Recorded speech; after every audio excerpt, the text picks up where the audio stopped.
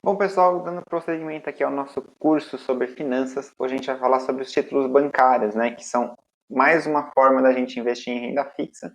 Então, para você que gosta aí de fluxo de caixa, para você que gosta de certa segurança também até um certo ponto, essa é mais uma opção que a gente vai conversar agora, tá? Então, o que são os títulos bancários? É a mesma coisa que a gente viu para os títulos públicos, só que os emissores desses títulos, né, quem vai colocar eles para a gente poder investir, são os bancos. Então, ao invés do governo, a gente vai trabalhar com os bancos, tá?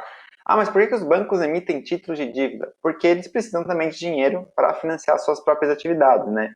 Apesar da gente achar que simplesmente porque o nosso dinheiro está lá, o banco pode usar aleatoriamente, imagina se você resolve sacar o dinheiro, né? Então, é um capital que está lá no banco, mas está lá como reserva, né? O banco não pode fazer empréstimos, financiamentos, enfim, com esse dinheiro, porque se todo mundo resolver resgatar no mesmo momento, ele simplesmente não vai ter como devolver, né? Esse dinheiro vai estar emprestado. Então, para ele poder realmente trabalhar com o seu dinheiro, ele vai oferecer esses investimentos, a gente vai investir, vai emprestar, entre aspas, dinheiro para o banco em troca de uma remuneração, e aí ele vai poder fazer as atividades deles lá internamente, tá? Onde a gente pode investir nos títulos bancários? Tanto nos próprios bancos, né? Então Itaú, Santander, Bradesco, enfim, eles vão te dar a oportunidade de investir nos títulos que eles emitem lá na área de investimentos dos seus respectivos aplicativos. O problema é que normalmente eles focam nos próprios produtos, né? Então você tem uma limitação aí séria, a gente já falou sobre isso lá atrás, quando eu expliquei onde a gente pode investir. E tem também as corretoras, que aí sim você tem todas as opções mais importantes e relevantes aí do mercado para poder escolher, tá? Aí como funciona, já estou trazendo aquele mesmo slide da aula passada, mas basicamente o que muda aqui é que em vez do governo a gente está falando de empresas financeiras, né? Especialmente os bancos, por isso que os títulos chamam bancários, e aí você empresta o dinheiro, depois de um tempo esse dinheiro vai render juros e depois, lá na data de vencimento, você recebe o dinheiro investido mais os juros da instituição financeira em questão, ok? Um ponto exclusivo aqui dos títulos bancários é o Fundo Garantidor de Crédito, né? O que é isso? É uma instituição privada que foi criada pelos próprios bancos, tá? Então, todo mês os bancos depositam lá 0x%, esqueci agora o número exato, mas enfim, os bancos pegam uma parte do que eles recebem dos seus investimentos e depositam nesse valor, nesse fundo garantidor de crédito.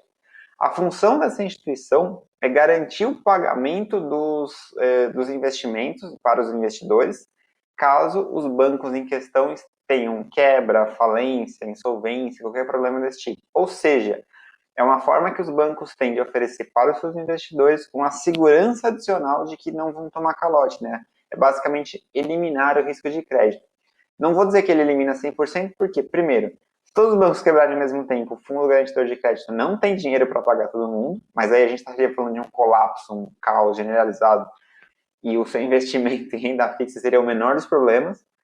E o segundo é que existe uma limitação de 250 mil por CPF por instituição bancária. Então, se você, por exemplo, tem muito dinheiro e está investindo em títulos bancários, o ideal é não passar dos 250 mil por empresa, né? Então, não tenha mais de 250 mil no Itaú, diversifique, né? Até 250 mil no Itaú, 250 mil no Santander, 250 mil no Bradesco, assim, sucessivamente, até o valor de 1 milhão, que aí é o limite por CPF, tá? Então, esses valores que eu mencionei, ou seja, até o valor de 250 mil reais, você tem cobertura da FGC num banco. E se você dividir o seu 1 milhão, caso você tenha, em 4 instituições financeiras, você também consegue cobrir esse 1 milhão inteiro. Então, se essas instituições quebrarem, o FGC vai lá e vai pagar o investimento para você. Realmente uma forma de proteger e de dar maior segurança aos investidores. Beleza? Quais são os títulos bancários, então, já que a gente está. Esse é o intuito da aula, né? A gente vai falar sobre investimentos em bancos. A gente tem basicamente aí 3 opções mais conhecidas, né? E eu trouxe outras 2 aí só para você conhecer, mas que a gente nem vai falar nessa aula porque eles não tem nada assim, de muito diferente em relação ao que a gente vai ver nos 3 primeiros, tá? Os 3 primeiros que são famosos, e aí você vai ver que é uma sopa de letrinhas: CDB, que é o Certificado de Depósito Bancário, o LCI e LCI, que são as letras de crédito destinadas a setores específicos, e a gente tem também a letra imobiliária garantida, que é um ativo mais recente, parecido com a LCI, porque ele é ligado ao mercado imobiliário, né? E tem a letra financeira, que é mais um tipo de investimento aí bancário parecido com o CDB. Esses últimos dois eu nem vou falar muito, eles são mais recentes, enfim, eles têm um uso mais específico, a letra financeira é mais para longo prazo, então você acaba obrigatoriamente aí ficando com dinheiro mais tempo no investimento. E, por outro lado, também recebe um pouquinho menos de imposto de renda pela questão da longevidade do investimento. Tá? Mas eu não quero falar sobre eles, a gente vai falar sobre os três primeiros que são mais populares, mais comuns e muito provavelmente, se você se interessar pelos títulos bancários, é um desses três aí que você deve utilizar. Vamos começar pelo CDB, que é o Certificado de Depósito Bancário. Tá? Esse é um tipo de dívida que os bancos oferecem para você basicamente emprestar dinheiro para eles, né? E aí a rentabilidade pode ser naqueles três modelinhos que a gente já aprendeu. Pós-fixada, pré-fixada ou híbrida. Eu negritei aí o pós-fixada porque é o caso mais comum, né? Até mostrei um exemplo. A gente já vai falar desse exemplo rapidamente. O prazo de vencimento e as condições de rentabilidade sempre vão depender do emissor, né? Então, do banco que vai te oferecer esse produto, tá? Então, não tem uma regra de quantos anos, de qual que é a taxa, isso vai depender muito da situação de mercado, das condições econômicas, enfim. E o risco depende do banco emissor. Isso é muito importante você entender, tá? Não é porque a gente está falando de CDB que todos os bancos têm o mesmo risco. Você emprestar dinheiro para o Itaú, para o Bradesco, que são empresas gigantescas, que estão listadas na Bolsa de Valores, que têm investidores e tal, e emprestar dinheiro para o banco da esquina da sua casa, existem riscos completamente diferentes, tá? E isso precisa ser mensurado na rentabilidade, a gente vai ver no próximo slide, na prática, como isso acontece. Além disso, os bancos também oferecem liquidez diária para muitos dos seus CDBs, né? Eu coloquei até um print aí de um investimento num CDB do BMG, tá? Esse investimento é de R$3.000, como vocês podem ver aí na tela, e ele tem, em tese, vencimento para 2023, né? E lá no último ponto, esse print é da XP, que é a corretora que eu utilizo, tem um botão de resgatar. Então, se eu quisesse, eu poderia, a qualquer momento, resgatar esse valor para usar para outra finalidade, né? Então, eu consigo antecipar o investimento. Lógico que eu não vou receber o meu valor total até 2023, né? Mas a gente já tem um acumulado de 3,35%. Se eu quisesse, eu poderia encerrar esse investimento sem aguardar o prazo de vencimento final, tá? E aí vocês também estão vendo os 116% de CDI, que seria a rentabilidade, né? Então, pega o CDI, multiplica por 116%, seria um acréscimo de 16% sobre o valor do CDI. Aí eu peguei uma outra tela também da XP, para vocês verem como que esses títulos são apresentados, né? Então, os dois primeiros são CDBs do BMG, são outros CDBs, né, em relação ao que eu tinha mostrado na tela anterior. Esse aqui venceria em 2023, esses daqui vencem depois de 2026. Então, tem um prazinho maior aí de investimento. Por essa extensão, também você tem uma rentabilidade um pouquinho melhor. Agora, reparem que tem uma coluna de rating, que é uma nota de crédito que algumas empresas recebem, né? Então, o BMG tem uma nota A, que é ótima, excelente, uma excelente reputação. Quando a gente vai para os outros bancos, né, esse Release Crédito e o banco C6, eles não têm esse rating de crédito, eles não são tão confiáveis quanto o BMG, e a gente pode ver que a rentabilidade deles também já é bem maior, né? 129% CDI e 133% CDI. É uma forma que as empresas têm de equilibrar o risco e o retorno que elas oferecem para os seus investidores, né? Você não vai cobrar do Itaú a mesma taxa que você cobraria de um banco menor, né? De um banco de outro porte. Então, isso precisa ser meio que equilibrado para valer a pena, tá? Então, vocês podem ver que a apresentação é bem simples, tem vários dados aí, não vou passar em todos, mas um ponto importante para olhar é sempre os juros, né? Que quando os quatro aí só são pagos no vencimento, mas se você tem a liquidez aí diária, como indica o campo de liquidez, você vai ver que não tem nenhum deles com carência, todos eles estão com a liquidez junto do vencimento, né? E você tem também a aplicação mínima. Mas, enfim, isso todas as corretoras utilizam mais ou menos esse esquema. O importante aqui é você entender a questão da rentabilidade. Tá? Para quem que o CDB é recomendado? Basicamente, para qualquer investidor que queira um título de renda fixa com segurança baixa ou média, né? Isso vai depender um pouquinho do emissor do título. Mas com a FGC, fica muito seguro você investir. Dificilmente você vai ter problemas em calote, risco de crédito, essas coisas. E se o seu CDB tiver liquidez diária, que acontece hoje em dia com uma grande maioria dos ativos bancários, enfim, você consegue até usar como reserva de emergência. Então, se precisa do dinheiro, você resgata no dia seguinte, você recebe, como eu mostrei aqui, né? Se eu amanhã precisar do dinheiro que eu fechei aqui nesse CDB do BMG, eu clico em resgatar e esse valor volta para minha conta. Inclusive, essa é uma parcelinha aí que eu deixo da minha reserva de emergência mesmo, tá? Então, ela não é focada em rentabilidade, é focada na proteção dos meus imprevistos. Se eu precisar, no dia seguinte eu tenho esse dinheiro resgatado. Beleza? Passando agora para os outros dois ativos que eu ia falar, né? LCI e LCA. Eu estou juntando eles aqui porque o funcionamento é muito, muito parecido. O nome desses ativos é a letra de crédito, aí você tem do agronegócio e imobiliário. Por que tem esses nomes, né? Os investimentos que são feitos nesses dois ativos, eles são lastreados e eles são necessariamente aplicados nos setores ou agronegócio ou imobiliário. Tá? Como eles são dois setores muito importantes da nossa economia, você tem um benefício fiscal que é a isenção do imposto de renda. Isso é uma forma que o governo tem de incentivar os investimentos nessas duas classes de ativos, tá? Para você poder ter aí um incentivo mesmo para você colocar o dinheiro lá, beleza? Assim como eu falei do CDB, aqui também a gente depende um pouco do emissor do título para saber rentabilidade e prazo, então não tem uma regra definida. Então, coloquei também um print aí para vocês de alguns ativos da categoria, aí no caso são 3 LCAs. Vocês vão ver que a gente tem dois ativos com 105% de CDI e um ativo com 107% do CDI. Portanto, eles são bem menores, né, do que o CDB. A gente já vai falar sobre isso, porque você não pode tomar conclusões precipitadas em relação a isso, ok? E vocês vão ver também que tem dois ratings aí de crédito muito bons, muito positivos, e as outras informações são as mesmas que a gente viu na tela anterior. Então, basicamente, é mais uma modalidade. Tá? Para quem que a gente pode recomendar o LCA e LCI? Mesma coisa que eu falei do CDB. Então, quem quer renda fixa, quer um fluxo de caixa, não quer um ativo de tanto risco, o FGC cobre em caso de calote do banco que você trabalhar.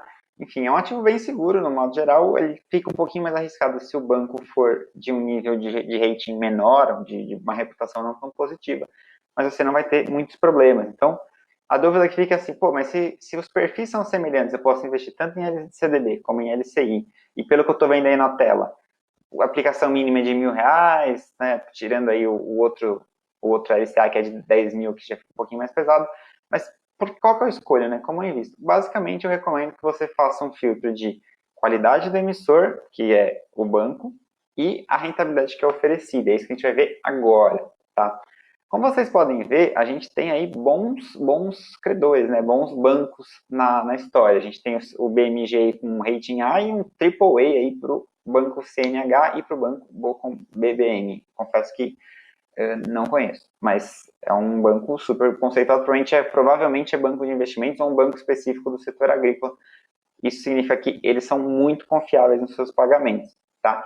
Só que vocês vão ver que, naturalmente, as rentabilidades dos LCAs são muito abaixo da rentabilidade do CDB, o que não significa que seja melhor investir no CDB. A gente não pode esquecer que na LCA e na LCI, você tem isenção do imposto de renda. E isso muda totalmente a análise dessa rentabilidade. A gente precisa aplicar isso para entender. Então, eu trouxe um exemplo prático.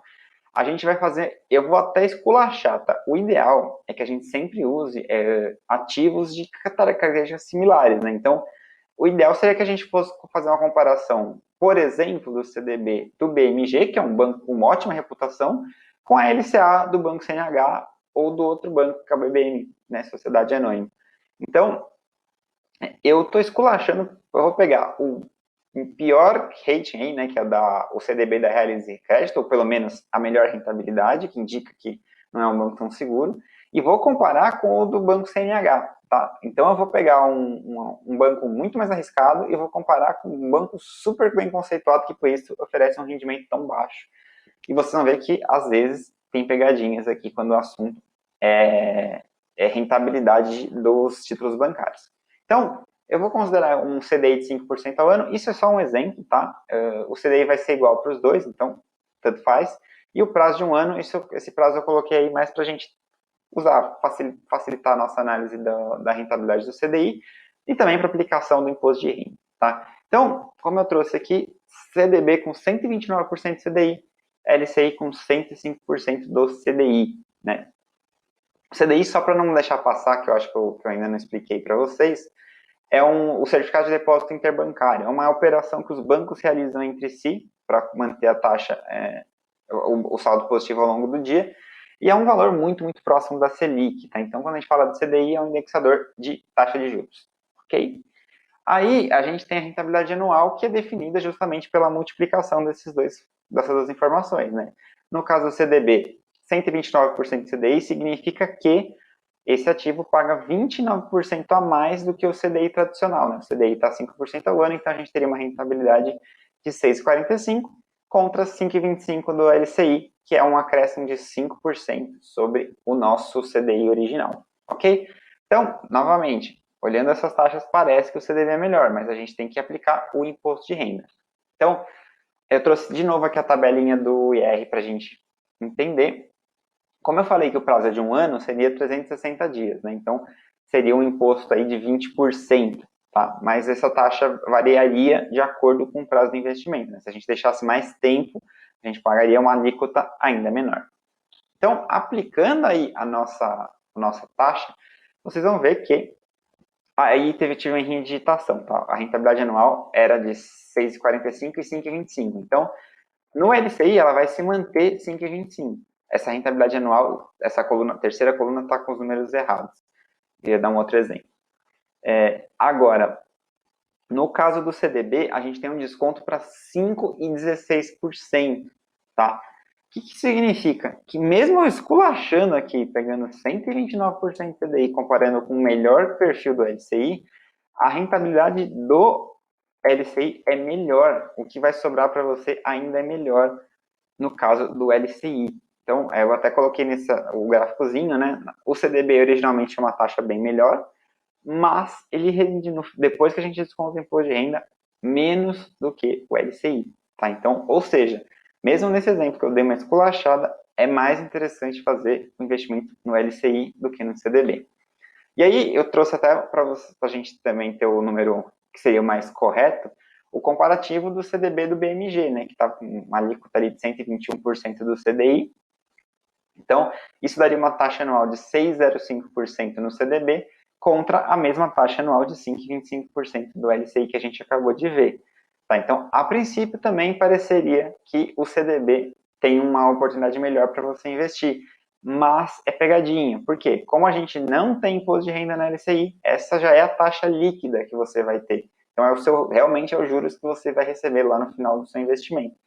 Já no caso do CDB, a gente teria que aplicar o imposto de renda e isso cairia a nossa taxa aí para 4,84. Então, mais uma vez, vale muito mais a pena investir em LCI neste cenário. O CDB, para compensar, ele teria que oferecer aí um percentual ainda maior de 130% para começar aí a equilibrar com esse LCI de 105.